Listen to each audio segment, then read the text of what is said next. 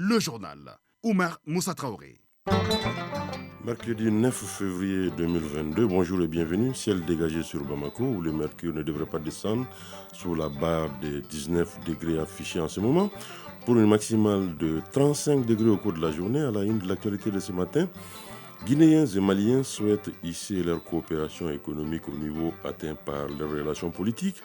Le patron des douanes guinéennes en visite au Mali déclare avoir reçu des instructions des autorités guinéennes pour lever toutes les entraves au mouvement des marchandises entre les deux pays. Autre titre de l'actualité, concilier les aspirations des Maliens et les exigences de la communauté internationale sur le processus de transition dans notre pays. Voilà l'enjeu du mécanisme de concertation sur la situation politique au Mali que les autorités viennent de mettre en place. Une démarche fort appréciée par les représentants de la communauté internationale dans notre pays et qui devrait aboutir à l'adoption d'un chronogramme consensuel. Et puis la chronique environnement dans le rendez-vous du mercredi, Agibou Koulibaly revient en rediffusion sur la COFESOA, coopérative des femmes pour l'éducation, la santé familiale et l'assainissement, qui est l'histoire de 16 femmes diplômées sans emploi qui ont réussi leur insertion professionnelle dans le domaine de l'assainissement à Bamako. Enfin en sport, après la CAN, l'équipe nationale du Sénégal reçoit un accueil triomphal avec des décorations et cadeaux. Tenez-vous bien, chaque lion du Sénégal devrait recevoir la bagatelle de 50 millions de francs CFA. Au plan national, place au championnat national de Ligue 1 avec la 14e journée qui a démarré hier et qui prend fin demain. Voilà pour le sommaire.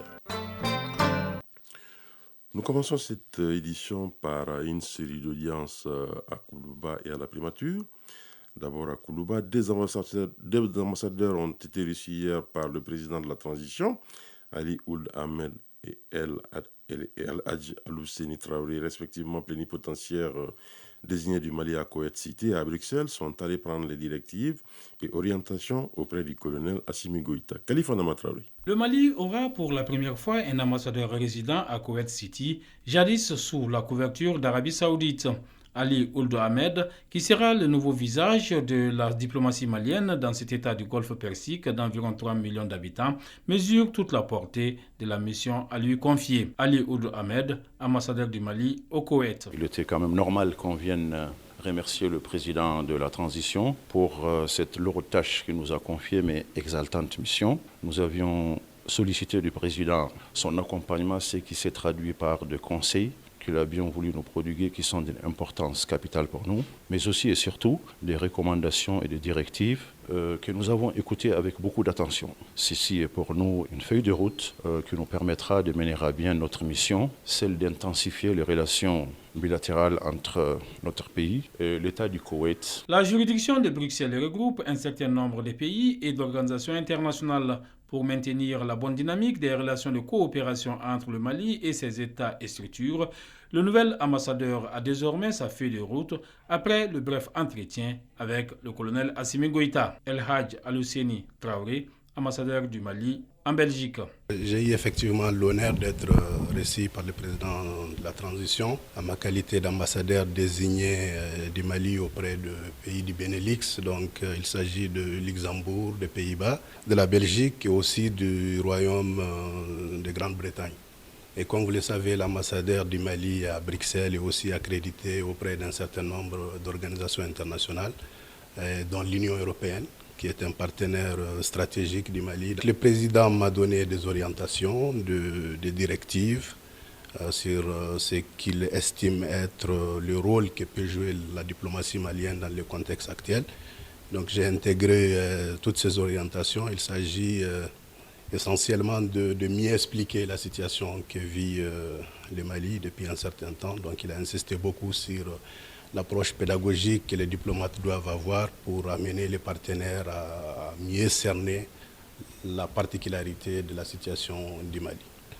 Le président m'a également dit son intérêt, l'intérêt particulier qu'il apporte à la protection de nos compatriotes qui vivent dans les pays de ma juridiction. Les deux diplomates ont rassuré le président de la transition, le colonel Assimi Goïta, de leur ferme disponibilité à œuvrer au raffermissement des liens entre le Mali et ses partenaires. Le directeur général des douanes de la Guinée, lui, a été reçu en audience par le Premier ministre Choguel Kokala Maïga.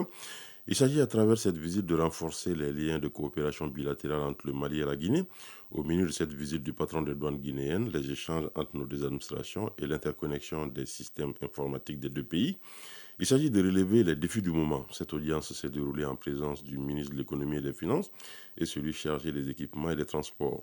Pour plus de précisions, nous vous proposons d'écouter le colonel Moussa Camara, directeur général des douanes de la Guinée-Conakry. Il est au micro de Tamsir Diabaté. Avant de faire le déplacement, j'ai été reçu par les plus hautes autorités de mon pays pour me donner des orientations allant dans le sens de mettre tout en œuvre pour faciliter les échanges entre le Mali et la Guinée et le Mali, donc dans les deux sens, de prendre toutes les mesures pour lever tout ce qui peut être entrave au mouvement des marchandises entre nos deux pays. Et aussi, cette rencontre organisée par les douanes maliennes a été l'occasion de discuter de beaucoup de questions douanières, notamment l'assistance administrative mutuelle, et les échanges de données, l'interconnexion de nos deux systèmes informatiques et le renforcement ou le développement de l'entrepôt des hydrocarbures à Kankan, qui n'est pas très loin de Bamako. Et on a l'instruction de nos autorités d'aller très vite, de sorte que, même après la crise que nos deux pays sont en train de traverser, que les échanges restent toujours en termes de volume important entre nos deux pays. Et il n'y a pas à rappeler que le peuple malien et le peuple guinéen sont des peuples frères.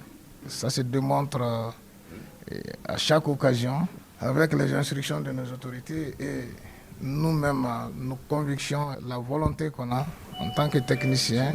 Nous sommes en train de prendre toutes les mesures pour concrétiser la volonté politique de nos autres autorités de deux côtés. Le colonel Moussa Camara, à l'instant, directeur général des douanes de la Guinée-Conakry, il était interrogé par Tamsir Diabaté. Toujours en coopération, le gouvernement du Mali face à la communauté internationale, l'exercice consiste à trouver un consensus aux différends qui l'opposent à cette communauté. C'est ce qui justifie la mise en place par les autorités de la transition d'un mécanisme de concertation sur la situation politique au Mali. Il a pour objectif de concilier les aspirations des Maliens et les exigences de la communauté internationale, démarche fortement appréciée par les représentants de cette communauté présents à la réunion. Compte rendu, Adama Djindé.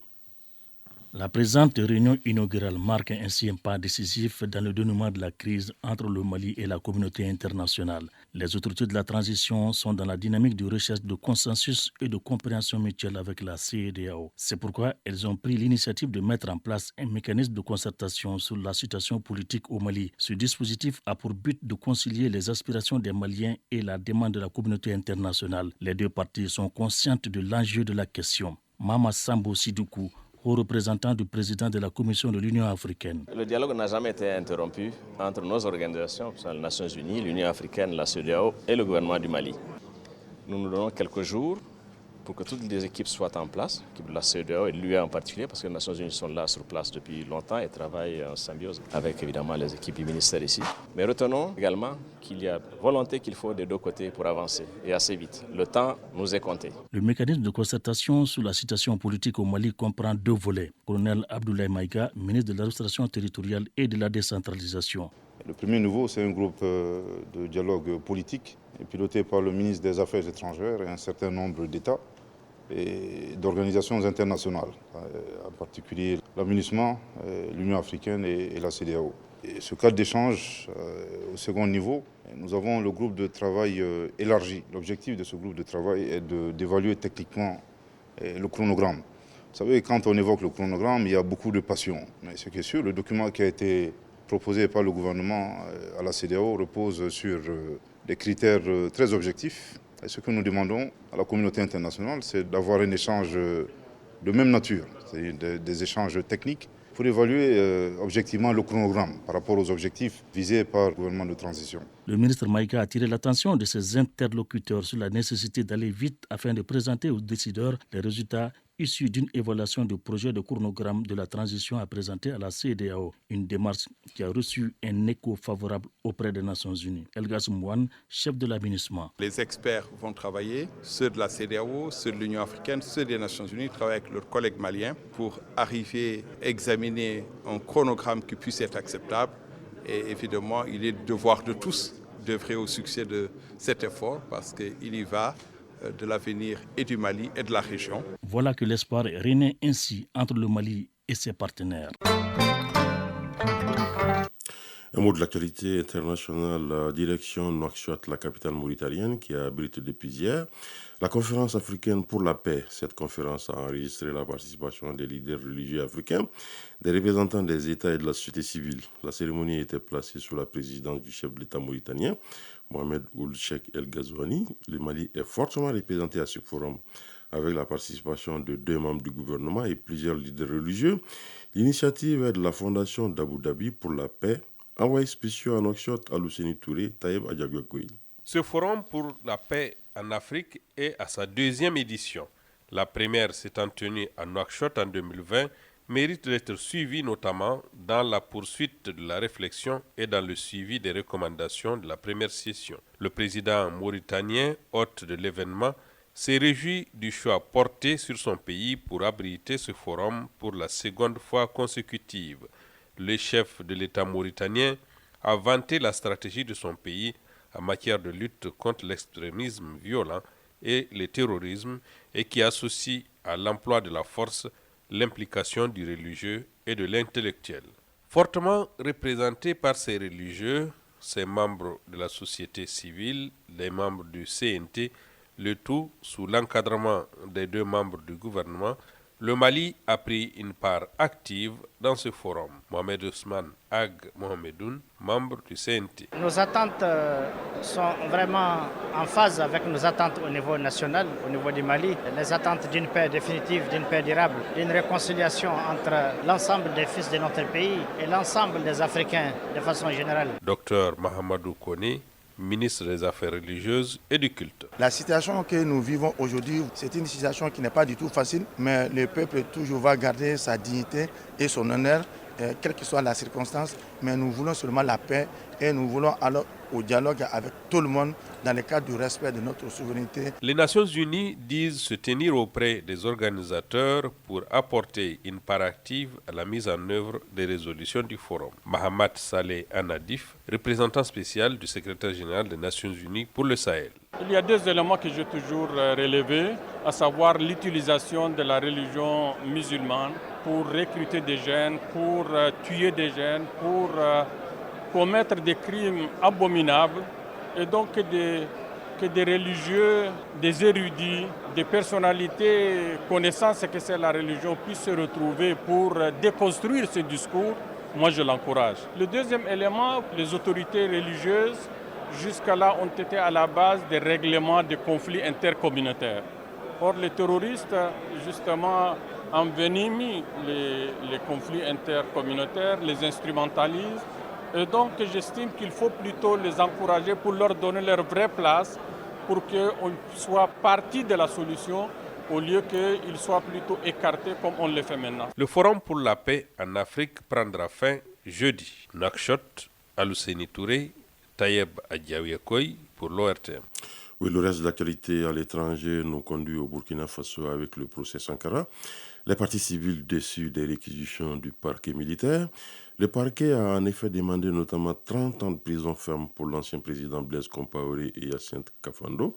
Pour les mêmes charges, il a été requis 20 ans de prison ferme pour le général Djidber Djendélé, l'ancien chef d'état-major particulier de Blaise Compaoré, et 11 ans avec sursis pour Jean-Pierre Palme, ancien commandant de la gendarmerie nationale. Des réquisitions qui ont déçu les parties civiles. Le procès des assassins présumés de Thomas Sankara a été suspendu hier jusqu'au 1er mars au Burkina Faso pour laisser à la défense le temps de se préparer. La Corne de l'Afrique en proie à une sécheresse record. La sécheresse menace en effet 13 millions d'individus dans cette partie du continent, soit un record depuis près de 40 ans. C'est ce qu'annoncent les Nations Unies qui déplorent 3 années où les saisons des pluies ont été inexistantes. En Éthiopie, l'Est et le Sud du pays sont particulièrement affectés avec près de 7 millions de personnes en besoin urgent d'aide humanitaire. Soit une nouvelle crise alors que le pays peine déjà à gérer la situation catastrophique dans le nord du pays due à la guerre au Tigré. La page au sport dans un instant.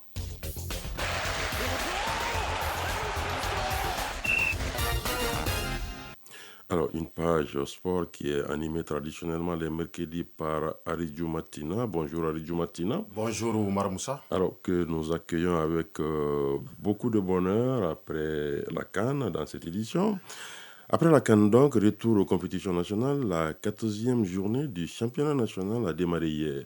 Oui, pour le démarrage de cette 14e journée, 3 matchs étaient au programme. Le duel AS Krofina-Yilé a tourné en faveur de l'équipe de l'ESCO qui s'est imposée 2-0. Le club olympique de Bamako COB, une des grosses pointures de notre football, est tombé devant l'AS Police de Moussa Keita Doukoutiki qui l'emporte 2-1.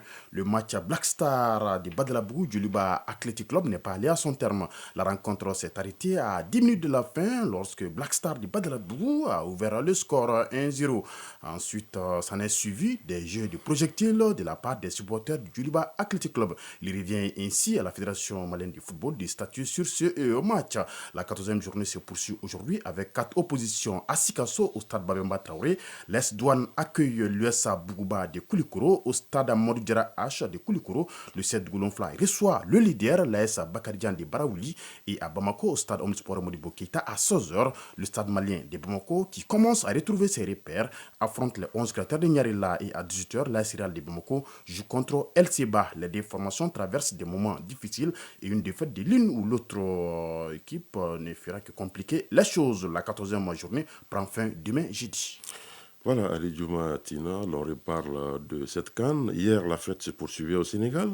Des primes et des parcelles ont été promises aux nouveaux champions d'Afrique par le chef de l'État sénégalais. Oui, vainqueurs de la CAN 2021, les Lions de la Teranga du Sénégal ont été reçus hier au palais présidentiel. À cette occasion, le chef de l'État Macky Sall a promis une prime de 50 millions de francs CFA pour chaque joueur et membre de la délégation, soit plus de 60 personnes, puis un terrain de 200 mètres carrés à Dakar et un autre terrain de 500 mètres carrés dans la nouvelle ville de Diamniadio.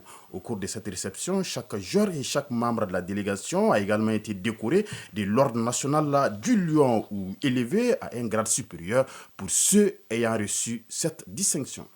Alors, ça fait quand même rêver, Aridjou. Absolument. Coupe du monde des clubs à présent, le premier finaliste est connu. Il s'agit du club brésilien de Palmeiras qui a battu hier en première demi-finale à l'Ali, le représentant du continent par le score de 2-0. Palmeiras du Brésil, vainqueur de la Copa Libertadores, croisera en finale ce samedi le gagnant de la deuxième demi-finale qui oppose ce mercredi les Anglais de Chelsea, champions d'Europe, aux Saoudiens d'Al Hilal, champion d'Asie. Dans cette équipe d'Al Hilal évoluent le Nigérian Odion Igalo et le Malien Moussa Marega. Enfin, l'instance suprême du football mondial, la FIFA, dévoile son classement des meilleures nations africaines juste après la CAN. Désormais, sur le toit de l'Afrique, le Sénégal consolide sa première place et monte au 18e rang à l'échelle planétaire. L'Algérie est la grande perdante de ce nouveau classement FIFA. Les Fennecs, éliminés en phase de groupe de la CAN, quittent le podium et chutent à la 7e position. Outre le Sénégal, le Maroc, le Nigeria, l'Égypte et la Tunisie complètent le top 5 africain.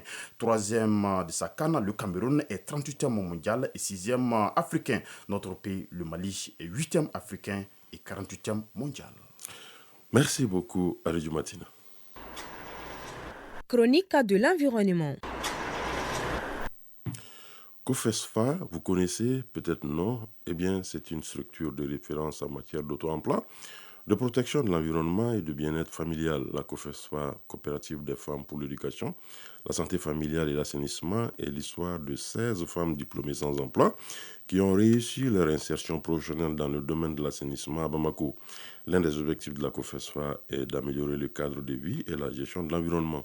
Dans ce premier numéro d'aujourd'hui en rediffusion, nous parlerons de la genèse de cette structure avec les premières initiatrices et les témoins oculaires de la mise en place de la COFESFA dans le district de Bamako. Chronique de l'environnement, une réalisation de Agibou Koulibaly. La création de la COFESFA, coopérative des femmes pour l'éducation, la santé familiale et l'assainissement, est l'initiative d'un groupe de femmes qui ont développé leur activité à travers la collecte des déchets. C'est une structure privée créée en mars 1989. Konaté Aminata Diarra est la présidente de la COFESFA. Ces femmes ont su quand même démontrer que le ramassage des ordures pouvait être créateur d'emplois. C'est pourquoi pourquoi nous avons créé cette coopérative dans le souci de rendre Bamako plus propre en faisant le ramassage des ordures de porte en porte. L'idée de la création de cette structure émane d'une ancienne ministre de la Culture. Par le biais de ces relations, elle est parvenue à leur trouver une subvention pour leur permettre de démarrer les premières activités. Diallo Kamasa Kiliba, ancienne membre de la COFESFA. On ne peut pas parler de la COFESFA aussi sans parler de l'ancienne ministre de la Culture, Madame Aminata Dramane Traoré, qui est en fait la promotrice des collectes d'ordures. Donc elle était en son temps fonctionnaire des Nations Unies. Et elle a eu cette idée. Elle est vraiment allée vers les femmes diplômées. Comment est-ce qu'elles peuvent évoluer dans ce domaine-là et apporter un plus à l'assainissement du Mali. Et elle a sélectionné nos dossiers au niveau de l'Office national de la main-d'œuvre cellule jeunes diplômés. Et au départ, on a fait un test de niveau et un test d'engagement pour tester le fait que est-ce que nous sommes prêtes à aller dans ce créneau. Et il fallait payer un apport personnel. Nous n'en avons pas. Mais celles qui se sont déterminées à payer ça ont été sélectionnées. Aminata Dramane Traoré, initiatrice de la COFESFA. La COFESFA a vu le jour dans un contexte où les premiers diplômés sans emploi sont venus sur le marché. Bon, moi, j'ai été frappée par le fait que d'un côté, il y avait peu de jeunes femmes et diplômées, et que celles qui étaient disposées à entrer sur le marché de l'emploi n'en trouvaient pas. Donc, c'était aussi la mise en œuvre des programmes d'ajustement structurel qui ont nécessité le désengagement de l'État de la collecte des déchets. Donc, face à cette situation, je me suis dit qu'il y avait lieu d'innover, d'inventer. J'ai sélectionné 16 jeunes filles qui ont bénéficié de l'appui du FNUAP. La collecte a démarré à Médina Croix en 1990. Le système de ramassage consistait pour les chauffeurs de camions à sillonner le quartier en s'arrêtant à des points précis où les femmes et les domestiques leur portaient les poubelles remplies d'ordures. Konaté Aminata Diarra est la présidente de la COFESFA. Nous étions en équipe de travail. Au départ, pour le ramassage des ordures, dans chaque camion, il y avait 2 manœuvres. Mais en plus de cela, il y avait toujours un membre de COFESFA qui faisait la supervision et en même temps la sensibilisation autour de l'activité de ramassage d'ordures. L'activité commençait à 8h et prenait fin à 18h. Chaque 8h, le membre désigné pour la journée quittait le bureau avec le camion pour se rendre à Médina Croix. Donc, arrivé à Médina Croix, généralement, on s'arrêtait au bout de chaque carré et comme ça, nous-mêmes, on se mettait dans la peau de manœuvre. L'une des premières activités ciblées était la pré-collecte des ordures ménagères. Cette activité pouvait leur permettre de se rapprocher des ménages et surtout des femmes. Aminata Dramane Traoré, initiatrice de la COFESFA. La collecte des déchets, si les familles qui payaient 1000 francs par jour, et cet argent ne suffisait pas du tout à couvrir, disons, leurs besoins parce que c'est quand même des mères de famille. Donc du coup, elles ont été sollicitées dans le cadre de la gestion, disons, le nettoyage des bureaux, d'autres activités qui malheureusement les ont éloignées quand même du schéma initial qui consistait à rester surtout dans les quartiers défavorisés auprès des populations et venir répondre aux besoins des femmes. Sar Awa Sidibé, témoin du quartier test de Médina Croix. Un beau matin, j'étais devant ma porte quand j'ai vu le véhicule venir. Donc, c'était des femmes qui étaient dans les véhicules, sont descendues, ils ont ramassé toutes les ordures au niveau de notre carré. En tant que femme, j'en ai eu honte. Mais finalement, j'ai demandé qu'est-ce que vous faites dans la vie. Ils disent que nous sommes une coopérative appelée COFESFA. Nous nous occupons du ramassage des ordures. Pour le moment, nous sommes dans la commune 2. C'est comme ça que j'ai commencé à travailler avec elle. La COFESFA, à ses débuts, a donc procédé à des actions innovantes dans les domaines de la protection de l'environnement et de la communication pour un changement de comportement en santé en vue d'un développement durable. Voilà, à cette heure passée de 24 minutes à Ourikila se referme cette édition. La coordination éditoriale a été assurée par Bourama Traoré. À la mise en onde, il y avait Alou Koulibaly. Merci d'avoir été de notre prochain rendez-vous des infos 13h. Vous retrouverez Tenema Monikata. Mais d'ici là, je vous propose de suivre tout à l'heure les avis et communiquer avec Doudou Tembili. Pas de page météo ce matin. Excellente suite de programme sur l'OATM.